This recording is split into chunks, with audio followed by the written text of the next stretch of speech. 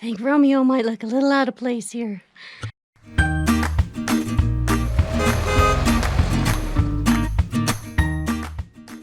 Hey y'all, RoamTownGirl here. And now we're gonna do this self-guided tour. It's $8 and we're gonna get to explore one of these Earthships. You know, those fully self-sustainable, weird, strange looking houses that are in the ground that I've passed a million times. Now we're gonna see them from the inside. Because these Earthships are completely off-grid, so there's like no pipes or wires going in or out of the buildings. And that, you know, the energy's from the sun with solar panels and also from wind-powered generators, which they store in the batteries. We know that as RVers. But because of that, there is actually at least one Earthship in each of all 50 states. Wow. That's a lot of Earthships. So in the bathroom here, they're talking about the black water. So these are low-flow toilets. And the water that they use has already been used twice. So once flushed, the black water goes through a traditional septic tank, and then it goes out to the Blackwater Botanical Cell outside, and it provides nutrients to the front yard landscaping. Somebody was burning some kind of wonderful smelling incense. That's an office.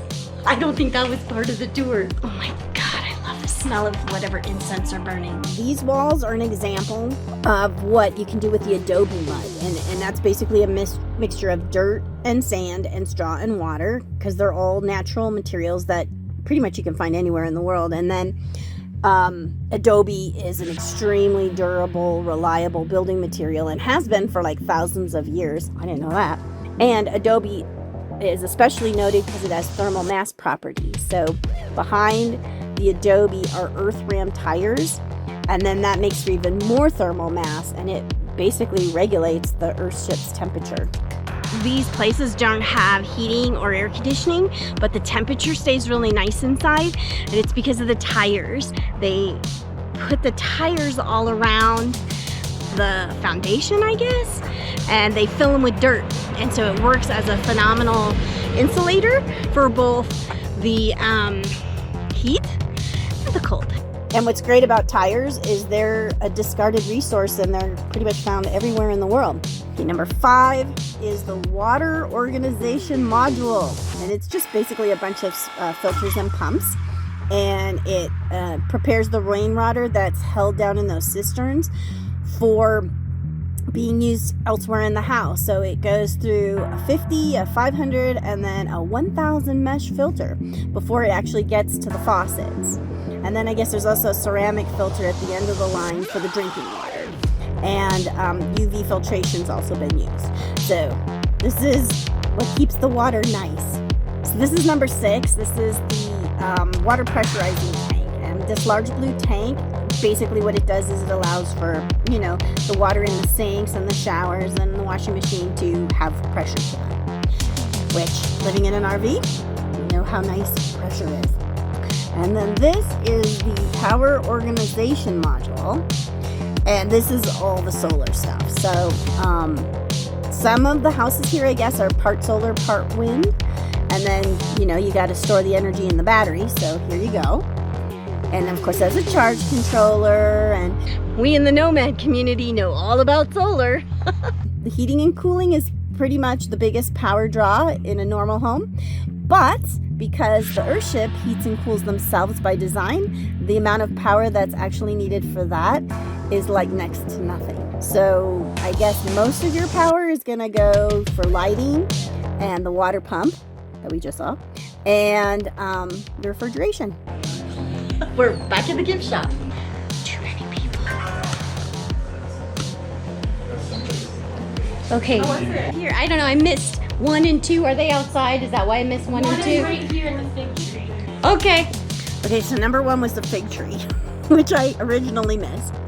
I guess we were supposed to pay attention to the fact that it's got these upright tubes in it, and that's a way that they water the plant directly at the root level. And they do the same thing in the greenhouse, in the greenhouse planters. And what this does is it encourages the roots to grow down deeper. And the reason the buckets are clear is so that you can monitor how much water is in each bucket. And they have all the hanging ones because that buys them more real estate in the greenhouse. There's too many people here for me right now. I can't deal. I see a nice place to sit down.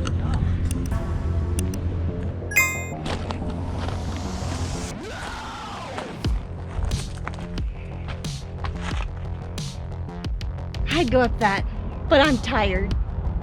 Get it? So this is part of how they do their water reclamation. Ooh, big word. So they purposely made this roof south-facing so that the snow will melt, and it's covered with a black rubber that's like a pond liner, and it's similar to like an inner tube rubber, and it's completely safe to touch the drinking water. Like every inch of rain, every inch of snow gives about 2/3 gallon per square foot. Or I guess with this roof, they say around 990 gallons of water.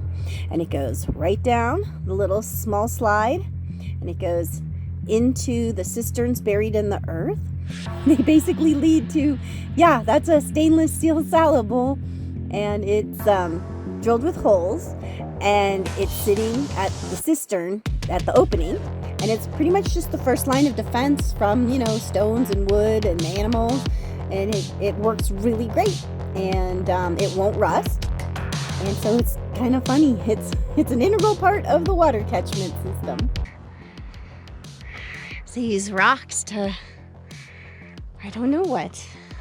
This makes no sense to me. I don't quite understand the purpose of these. I noticed some are open and some are closed. I'll have to go inside and ask. Number 4 is the skylights. Those were the things up on the roof that I didn't understand. They're skylights. And you know what this is? This is what you pull on to open those crazy doors that we saw up on the roof, which basically is a way to let hot air out when it's hot and keep the hot air in when it's cold. So a lot of these are built with the bottles and the cans.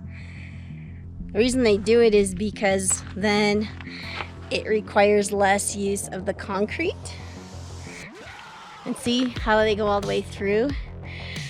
So they are also a way to let light through. Pretty interesting, huh? I think we're allowed to be over here. They've got the blue arrows.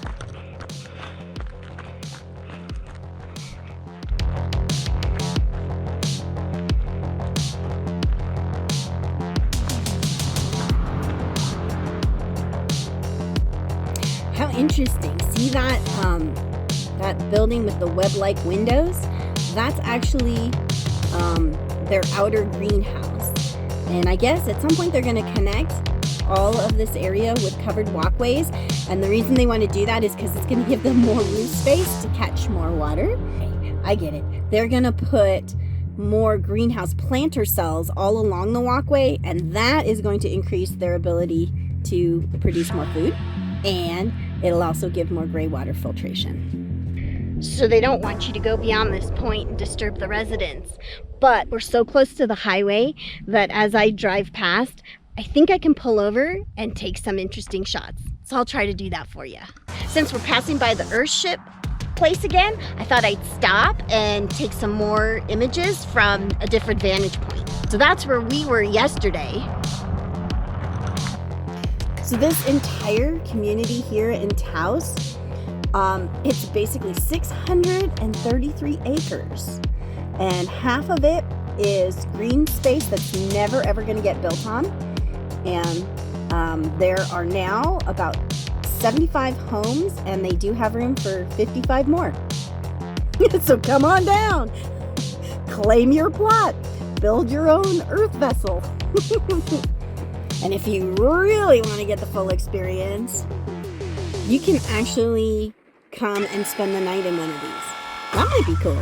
I like my RV better. Romeo's my Earthship.